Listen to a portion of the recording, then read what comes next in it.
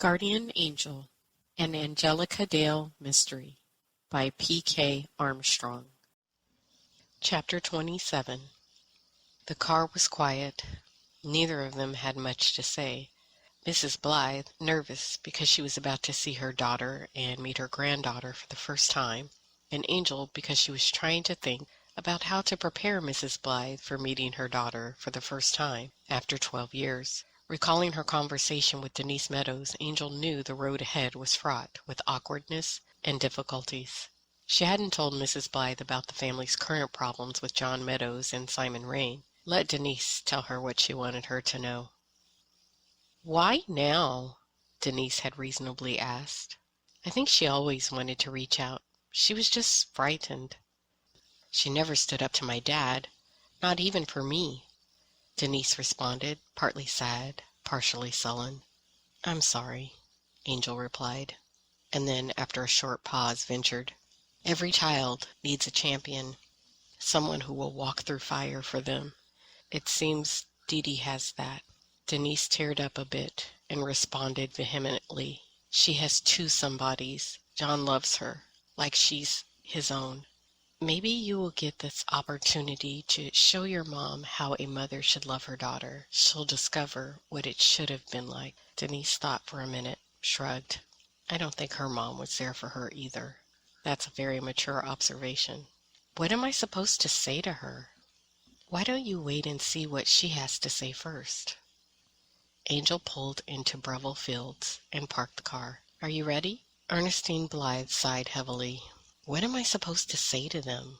Angel glanced at Mrs. Blythe. Her obvious distress pulled at Angel's heart and caused her to forgive her a little bit for abandoning her daughter. "Try starting with the truth. Don't force things. Let it happen at its own pace." They exited the car, paid the entry fee, and began the walk towards the pavilion. Angel was still moving slowly due to her injuries, but she didn't mind the walk. It helped relieve some of the stiffness she felt. The pavilion was actually a Chinese-style, open-walled pagoda with flowering plum trees on opposite sides of the entrance and peony and chrysanthemums spaced around the corners of its support beams. The pathways, veering to the right and left of the pagoda, marked with pavers, etched with Chinese characters, led to fields of fragrant Chinese roses, rose mallows, and camellia. Angel led the way inside the pagoda, where benches etched with more lettering were placed around the edges, and in the middle area, every few feet, with potted orchids and lanterns at their ends. She slowed to let Ernestine Blythe catch up and scan the area. She caught Ernestine's eye and motioned to a bench placed furthest from the entrance, where Denise and Dee Dee Meadows sat waiting. Denise sat motionless like one of the statues of Confucius that decorated the grounds, while Dee Dee fidgeted like any normal 12-year-old.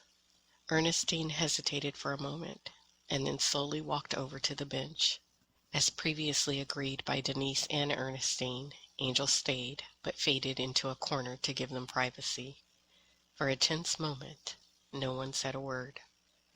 Suddenly, tears began to flow down Ernestine Blythe's face, and to everyone's surprise, she took a step closer and sunk to her knees, grabbing Denise's hands at the same time. Quietly, just loud enough where Angel could hear, she pleaded, "Can you ever forgive me?"